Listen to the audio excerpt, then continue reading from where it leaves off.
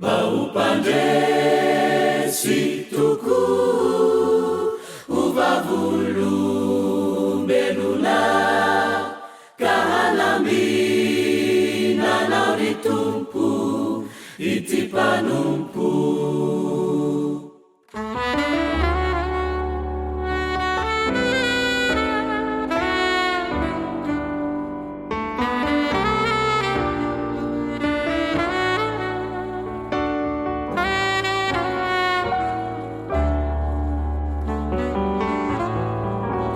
Reto izay Jesosy Kristy nitarao aminao, omeo anay ny famindram-po eantrao niangaviko rasitrakao ny sitranay famonjena viamina ireto Paerejo Yano tuku Mai pamunji Uanai Navuta Tariza Karuvi Aminia Yateana Baupandresi tuku Uvavulumbelula kahalamina nauritumpu itipanumpu.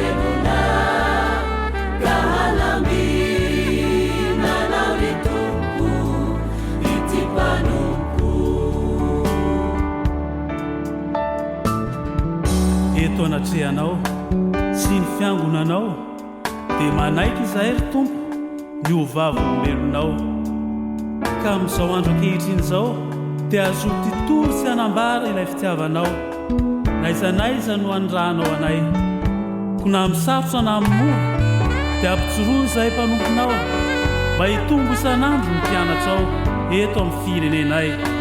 Tario hatrany izay Jesosy Kristy mba ho mpandresy tahaka anao amin'ny ady hatrehanay.